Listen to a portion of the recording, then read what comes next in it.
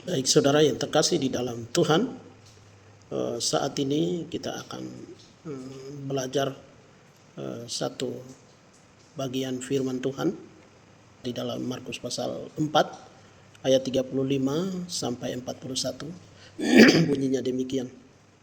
Pada hari itu, waktu hari sudah petang, Yesus berkata kepada mereka, "Marilah kita bertolak ke seberang."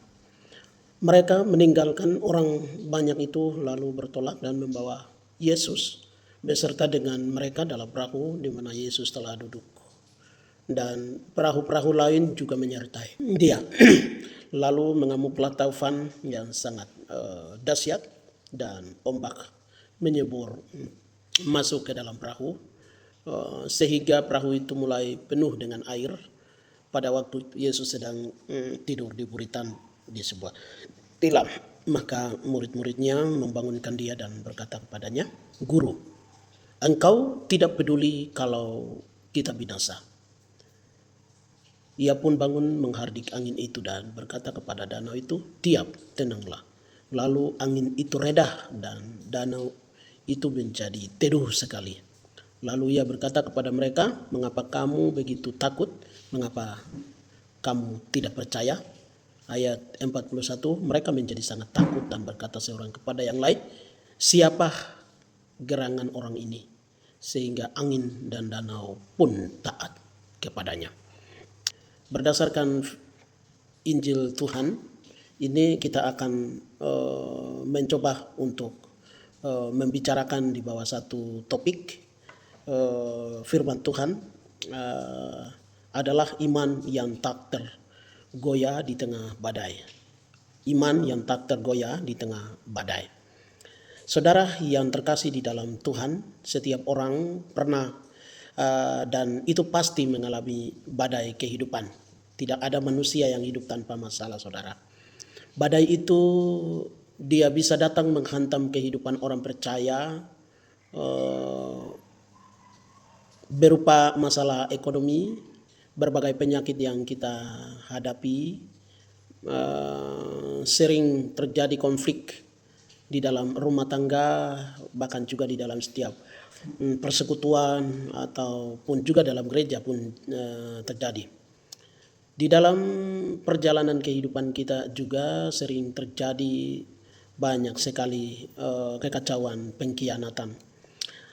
Dengan demikian di dalam setiap tugas dan tanggung jawab dalam pelayanan ada tekanan-tekanan yang pasti sebagai orang percaya itu dapat dilalui. Kekecewaan terhadap orang yang kita percaya juga sering terjadi dalam kehidupan, dan itu semua adalah badai kehidupan yang harus kita jalani dan hadapi ini. Keadaan badai itu datang tanpa pemberitahuan. Artinya begitu tiba-tiba hidup yang tenang itu berubah menjadi penuh dengan ketakutan, kekhawatiran, kebimbangan, bahkan juga berbagai macam tekanan-tekanan tertentu. Jadi pertanyaan, kalau demikian di dalam kehidupan ini, pertanyaan yang kita munculkan itu bukan apakah badai itu akan datang atau tidak, tetapi pertanyaannya adalah sejauh mana pertumbuhan iman saya ini ketika badai itu datang menimpa dalam kehidupan saya. Karena itu pada kesempatan ini kita akan belajar sedikit pencerahan tentang iman yang tidak goyah di tengah badai kehidupan.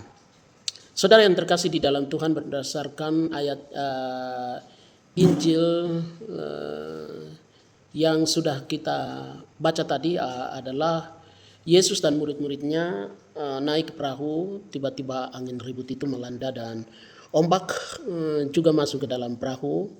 Maka murid-muridnya hampir mereka mau tenggelam. Sementara Yesus juga ada di dalam perahu itu, namun dia tertidur di dalam perahu. Maka itu murid-murid itu mereka panik dan sangat ketakutan. Sampai ada yang mereka bisa membangunkan Tuhan Yesus dan Mereka mengatakan, ayo guru kita binasa begitu. Dan segeralah Yesus bangun menghardik ombak yang begitu besar, dahsyat, dan di danau itu dia tenangkan. Dan Yesus berkata kepada murid-muridnya bahwa mengapa kamu begitu takut, mengapa kamu tidak percaya. Dua pertanyaan ini menjadi pelajaran bagi kita menghadapi badai kehidupan. Karena di sini kita melihat badai itu tidak selalu berarti Tuhan tidak peduli. Tuhan itu selalu ada di dalam perahu kita. Dan tetapi iman kita lah yang sering kita merasa tergoyah. Kita tidak ingat kenyataan kehidupan, badai kehidupan yang kita hadapi dan jalani dalam kehidupan kita. Kita juga kurang memahami bagaimana caranya kita menghadapi tantangan itu, badai itu, supaya iman kita itu tidak tergoyahkan. Kadang kita juga kurang paham tentang Tuhan dengan Dia punya kuasanya yang selalu bersama dengan orang-orang percaya. Karena itu pada kesempatan ini kita mau belajar ada beberapa hal. Yang pertama itu adalah kenyataan tentang badai kehidupan, saudara. Badai kehidupan itu nyata, dan siapapun dia, badai itu harus melewatinya. Dia harus hadapinya, saudara. Saudara yang terkasih di dalam Tuhan, kenyataan tentang badai kehidupan itu adalah di mana orang-orang percaya yang menghadapi kehidupan ini, agar kehidupan ini orang percaya bisa menghadapi dan menjalani hidup ini. Kenyataan badai kehidupan itu bukan berarti kita hidup di luar dari Yesus. Badai itu bisa datang walaupun kita bersama Yesus, saudara. Murid-muridnya yang ada di dalam perahu itu bukan mereka sendirian, tetapi yang jelas bahwa Yesus sudah ada di dalam perahu itu. Murid-murid Tuhan Yesus juga mereka bukan orang-orang yang berdosa, saudara. Saudara yang terkasih di dalam Tuhan, murid-murid Tuhan Yesus itu tengah mengikuti Yesus Kristus, mengiring bersama dengan Yesus Kristus. Namun badai itu tetap datang, saudara. Artinya bahwa, saudara, masalah bukan selalu datang sebagai tanda hukuman dari Tuhan. Sekali lagi, saudara, masalah itu bukan berarti hukuman yang diberikan oleh Tuhan. Kadang badai itu adalah bagian daripada proses iman yang kita miliki itu, saudara. Dan orang percaya, kita sebagai orang percaya yang mengaku bahwa Yesus Kristus adalah Tuhan dan Juru Selamat dalam pribadi kehidupan kita, dan kita sudah mengambil keputusan bahwa kita mau mengiring Tuhan, pasti orang percaya itu akan menderita dengan menghadapi badai kehidupan itu, saudara. Injil Yohanes pasal 16 ayat yang ke-33 itu di sana menjelaskan bahwa di dunia kamu akan menderita penganiayaan. Tetapi di dalamnya kuatkan iman. Di dalamnya itu kuatkan iman. Kenapa? Karena Yesus terlebih dahulu sudah mengalahkannya. Karena itu, saudara yang terkasih di dalam Tuhan, orang-orang yang percaya, yang sudah menerima Yesus Kristus sebagai Tuhan dan Juru Selamat, orang-orang yang sedang mengiring Tuhan, pasti kita akan menghadapi banyak sekali cobaan dan godaan. Badai sebagai badai kehidupan itu, saudara. Penderitaan, ekonomi, hubungannya dengan dunia pendidikan, hubungannya dengan dunia pembangunan, hubungannya dengan sistem global, saudara. Perubahan-perubahan yang sedang terjadi ini, itu semua adalah orang percaya. Itu semua adalah kenyataan hidup di dalam kehidupan orang percaya. Agar iman kita itu diasah, dimurnikan, iman kita itu menjadi iman yang kuat dan kokoh. Saudara yang terkasih di dalam Tuhan, Badai kehidupan itu membakar kehidupan orang. Badai kehidupan itu membakar perjalanan iman orang-orang percaya. Emas itu dimurnikan melalui api. Tanpa api, emas tetap bercampur kotoran, saudara. Tetapi saudara yang terkasih, tanpa badai, iman itu tidak pernah diuji, saudara. Oleh karena ada badai, maka iman kita diuji selalu. Karena ini kenyataan. Bukan karena kita tinggal di dalam Tuhan atau Tuhan tinggal di dalam kita. Bukan karena kita orang berdosa. Bukan karena kita ini dengan alasan ini dan alasan itu, saudara. Tetapi oleh karena badai itu adalah kenyataan hidup. Karena itu badai bisa datang menggoncangkan kehidupan iman yang sedang kita bertumbuh. Kalaupun Yesus sudah ada bersama dengan kita. Yang kedua, kenyataan kehidupan. Badai itu adalah kenyataan kehidupan. Berarti badai bisa menguji apa yang ada di dalam diri kita. Apa yang ada di dalam hati kita, saudara. Saat tenang, semua orang bisa berkata, saya percaya kepada Tuhan. Tetapi saat badai itu datang, yang keluar adalah isi hati kita, saudara. Sementara kita belum apa-apa. Kita bilang apa saja yang kita bisa ungkapkan. Tetapi ungkapan yang sebenarnya yang ada di dalam hati kita, itu adalah di tengah badai kehidupan, saudara. Saudara yang terkasih di dalam Tuhan. Jika badai itu datang, apakah kita panik? Apakah kita menyalahkan Tuhan? Apakah kita tetap percaya kepadanya? Saudara yang terkasih di dalam Tuhan. Orang percaya dibebaskan oleh Tuhan untuk orang percaya menghadapi ujian itu. Amsal pasal 17 ayat yang ketiga. Tuhan bisa menguji orang percaya. Supaya hati kita tetap, supaya hati kita, apa yang ada di dalam hati kita itu keluar dan berkata di dalam iman. Saudara yang terkasih di dalam Tuhan. Karena itu badai bukan untuk menghancurkan kita, tetapi untuk membuktikan dan memurnikan iman orang percaya. Itu kenyataan hidup. Sekali lagi, badai itu nyata. Kalau badai itu nyata, dia bisa datang mencoba iman kita. Sekalipun kita orang percaya, kita sedang melayani Tuhan, ataupun juga Yesus sudah ada di dalam kehidupan kita, saudara. Dan kita ada di dalam Yesus Kristus. Badai itulah yang akan dinyatakan apa yang ada di dalam hati kita. Karena badai menguji apa yang ada di dalam hati kita. Saudara yang terkasih di dalam Tuhan. Karena itu badai bukan untuk menghancurkan orang percaya, tapi untuk membuktikan dan memurnikan kehidupan orang percaya. Yang kedua, ciri-ciri iman yang tidak tergoyahkan.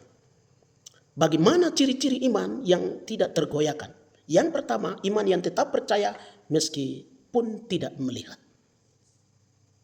Ciri pertama bagi orang percaya yang memiliki iman yang tidak tergoyahkan, tidak goncangkan, iman yang tidak menyalahkan Tuhan, iman yang tidak menyembah kepada segala penyembahan yang ada di dalam dunia di luar dari kehendak Tuhan, saudara.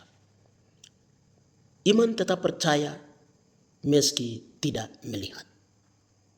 Orang percaya menurut 2 Korintus pasal 5 ayat 7. Orang percaya itu hidup bukan karena percaya. Tetapi saudara yang dikasih oleh Tuhan. Orang percaya itu bukan karena melihat.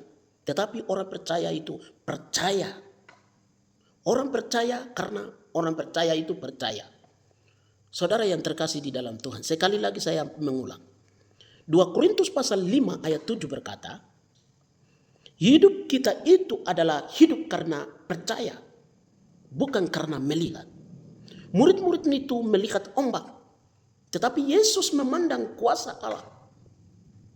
Iman yang tidak tergoyah itu berkata, Yesus lebih besar dari badai yang sedang saya hadapi.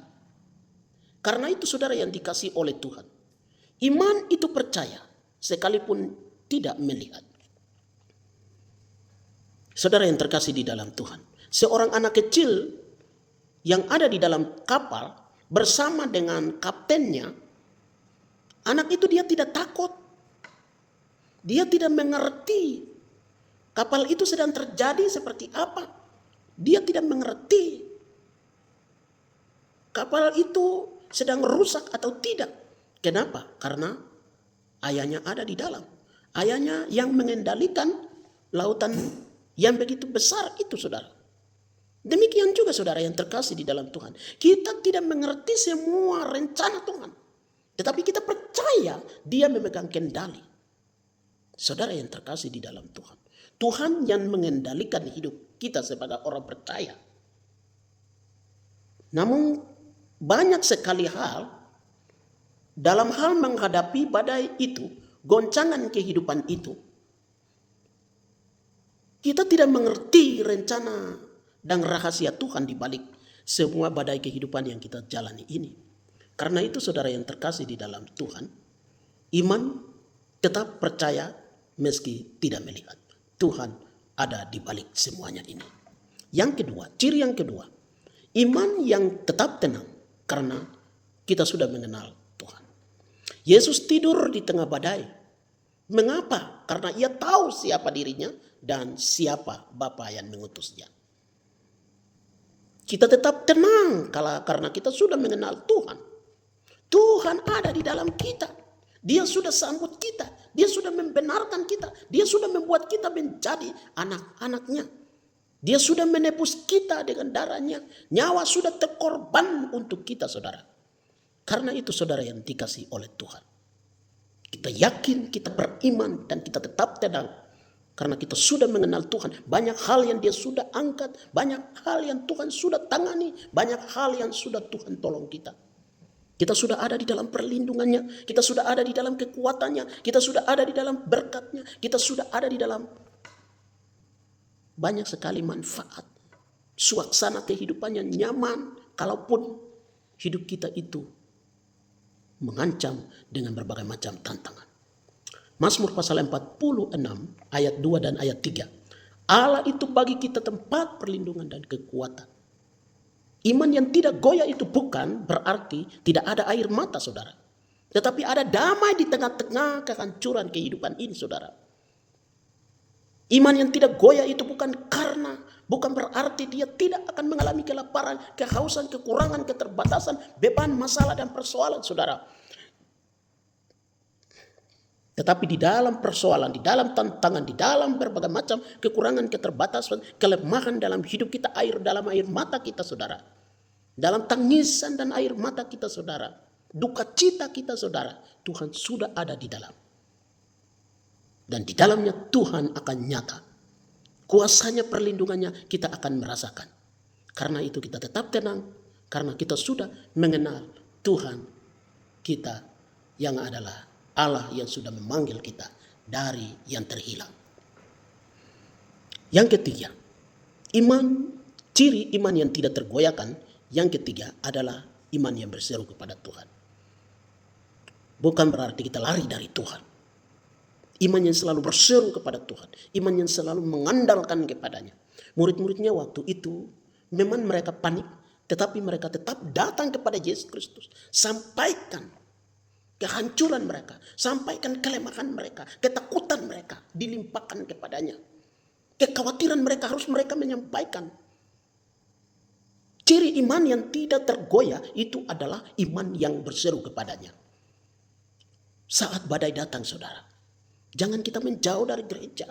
Saat badai datang, jangan lupa kita berdoa, saudara. Saat badai itu datang, jangan kita tinggalkan pelayanan, tugas, dan tanggung jawab yang Tuhan berikan kepada kita. Justru saat itulah kita harus semakin dekat kepada Tuhan. Saudara yang terkasih di dalam Tuhan. Mazmur 50 ayat 15. Berserulah kepadaku pada waktu kesesakan. Berseru kepadanya, saudara. Dia tidak akan tinggalkan kita sebagai yatim piatu. Dia akan datang dalam kehidupan kita. Dia akan menolong kita. Dia akan menuntun kita. Dia akan memberikan kita kebenangan lepas kebenangan. Menghadapi banyak sekali tantangan. Kalau kita berseru kepada Tuhan, maka iman kita tidak akan tergoyah. Jadi ciri-ciri iman yang tidak tergoyah itu adalah iman yang tetap percaya, kalaupun kita tidak melihat, iman yang tetap tenang karena kita sudah mengenal Tuhan, dan iman yang tetap berseru kepada Tuhan. Saudara, yang ketiga adalah Tuhan berkuasa atas badai. Tuhan itu berkuasa atas badai. Yesus bangun dan berkata, saudara, diam, tenanglah, dan angin pun reda. Badai tunduk kepada suara Tuhan. Ayub pasal 42 ayat 2. Aku tahu bahwa engkau sanggup melakukan segala sesuatu. Keyakinan akan kuasa Allah di dalam diri Ayub itu, sementara dia menghadapi banyak sekali tantangan. Badai mungkin besar, saudara, tetapi Tuhan itu jauh lebih besar. Penderitaan mungkin berat, tetapi Tuhan lebih tinggi kuasanya. Lebih tinggi, lebih dahsyat dari penderitaan yang kita hadapi. Saudara yang terkasih di dalam Tuhan, persoalan, beban-beban yang sedang kita pikul itu mungkin lebih besar, lebih dahsyat. Tetapi masalah kita, penderitaan kita, kekurangan kita, berbagai macam kekhawatiran-kekhawatiran yang kita hadapi itu masalah yang terbatas, saudara. Kuasa Tuhan yang lebih besar dan tidak terbatas, itu lebih tinggi, saudara. Karena itu, saudara yang terkasih di dalam Tuhan, bagaimana supaya iman kita itu tidak tergoyah? Ada 4 hal yang kita perlu garis bawahi. Yang pertama, bangun hubungan dengan Tuhan sebelum badai itu datang. Sebelum badai itu datang, bangun suatu hubungan, gerakan pembakar ruang rohani di dalam diri kita dengan Tuhan. Saudara yang dikasih oleh Tuhan. Yang kedua, isi hati dengan kebenaran firman Tuhan. Isi hati kita dengan kebenaran firman Tuhan. Firman Tuhan itu adalah jangkar jiwa. Firman Tuhan itu adalah saw yang kuat. Firman Tuhan itu adalah penopang. Firman Tuhan itulah yang memberikan kita pengharapan. Firman Tuhan yang memberikan kita damai. Firman Tuhan yang memberikan kita ketenangan dan ketentraman. Jiwa raga kita akan ditenangkan oleh firman Allah. Ibrani pasal 6 ayat yang ke-19. Pengharapan itu adalah saw yang kuat dan iman bagi jiwa kita. Jadi sangat penting dalam kehidupan kita adalah isi hati kita selaras dengan firman Allah. Agar Tuhan memberikan kita jalan keluar. Memberikan kita iman yang teguh dan iman kita tidak tergoyahkan oleh berbagai macam badai kehidupan. Yang ketiga, pilih percaya daripada takut. Pilihlah percaya daripada kita takut. Ketakutan membesar-besarkan badai, iman membesar-besarkan Tuhan. Ketakutan itu membesar-besarkan badai kehidupan, iman akan membesar-besarkan kepada Tuhan. Kalau kita mengangkat iman kita di tengah badai kehidupan kita, maka Tuhan lebih tinggi. Tuhan akan terangkat. Tuhan akan menjadi nyata di dalam kehidupan kita. Karena itu, saudara yang terkasih di dalam Tuhan, mungkin saat ini ada yang sedang dalam menghadapi badai di tengah rumah tangga. Ada yang sedang bergumul dengan penyakit. Ada yang sedang kecewa. Ada yang hampir menyerah. Tetapi Tuhan berkata kepada kita, mengapa kamu takut? Mengapa kamu tidak percaya? Yesus masih ada di dalam perahumu. Hidupmu, pribadimu, gerejamu, dirimu sendiri. Di dalam kehidupanmu, Yesus sudah ada di dalam. Yesus sudah ada di dalam. Ingat itu, yakin itu, dan berimani itu. Dia tidak akan pernah tidur, saudara. Dia tidak akan pernah lelah. Dia ada di dalam kehidupan kita. Dia sedang menguji hidup kita. Tapi saat ini pilihlah untuk kita berkata, Tuhan, saya percaya sekalipun badai itu belum reda. Saya tetap percaya. Mari, itu adalah janji setiap pribadi kehidupan kita. Mari kita datang kepada Tuhan jika kita sedang dalam badai. Angkat imanmu kepada Tuhan, berilah kepadanya. Jadikan badai kehidupan itu, tantangan itu, cobaan dan godaan dunia itu, masalah itu, pelayanan itu, tugas tanggung jawab itu semua, itu nyata dan harus kita jalani dan menghadapinya. Kita tetap percaya sebab Yesus sudah ada di dalam diri kita. Iman kita tidak akan tergoyah menghadapi badai kehidupan kalau kita memiliki suatu komitmen untuk membangun bersama Tuhan dan mengakui Tuhan adalah Tuhan yang lebih tinggi dari segala badai kehidupan.